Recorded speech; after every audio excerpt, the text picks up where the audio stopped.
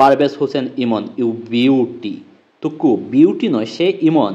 আর এই ইমন বাংলাদেশের হয়ে দ্বিতীয় আন্তর্জাতিক টি-20 সেঞ্চুরিয়ান। অভিনন্দন পারভেজ হোসেন ইমন আপনাকে। অনেকেই আসলেন আবার গেলেন, আর আপনি নিজের নবম ম্যাচেই বাংলাদেশের সর্বকালের সেরা ওপেনারের রেকর্ডে বাগ বসালেন।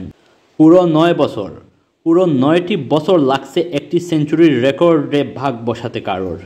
2016 সালের 13ই মার্চ তামিম ইকবালের হাত ধরে ওমানের বিপক্ষে বাংলাদেশের প্রথম টি-20 সেঞ্চুরিটা আসে।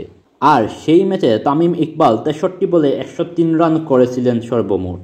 আর 9 বছর পরে তামিম ইকবালের সেই রেকর্ডে বাগ বসানোর সময় মোট 54 বলে 100 রান করে সাজঘরে ফিরেন পারভেজ ইমন।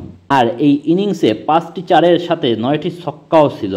ম্যাচের শুরু হতে সাবলীলভাবে খেলে গেলেও ব্যক্তিগত 84 রানে ক্যাচের ফাঁদে পড়েন ইমন।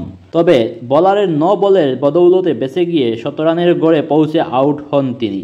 আজকে যেই পারভেজ ইমন তামিম ইকবালের রেকর্ডে বাগ বসাইছেন, সেই ইমন তামিমের রেকর্ড ভাঙতেও পারেন ভবিষ্যৎ। 2020 সালে তামিম ইকবালের সাথে খেলতে থাকা ইমন বাংলাদেশের দ্রুততম টি-20 সেঞ্চুরিয়ান হন।